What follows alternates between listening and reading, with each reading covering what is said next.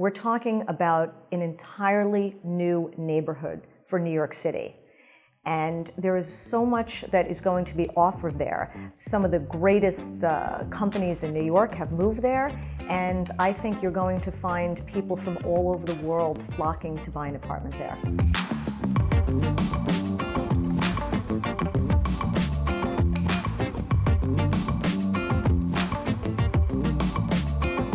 So the pricing for this building goes from about, it averages over $3,000 a foot, about $3,200 a foot.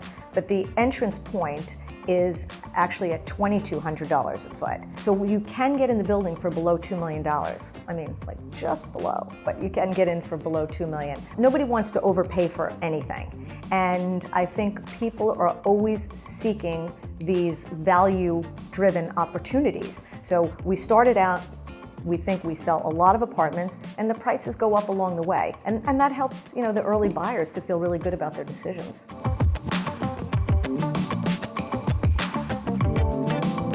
There's a 3-year supply of them on the market now. So a lot of developers are not wanting to add to that oversupply of inventory, and they're trying to focus on the more underserved markets. I think developers sometimes follow the herd mentality. When everybody is buying big, they all build big. When the big is not selling as well, then they all go small. If you have a great site that can support really high pricing, then it's not necessary to shy away from larger apartments.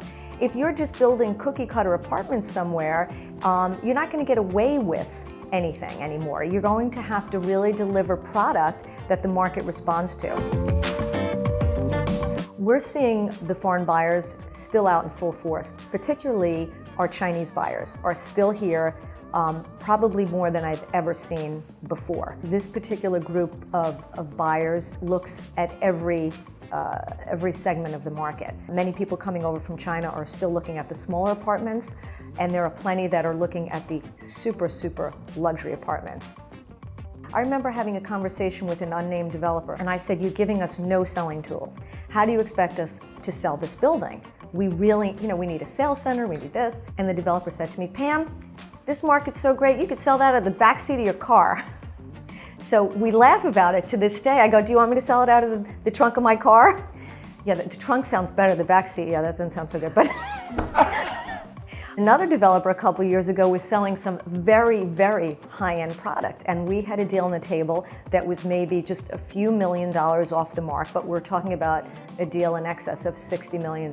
And he said to me, "Yeah, I don't care, I'm gonna wait. When this building is done, it's going to be so extraordinary that I'm going to get more for it."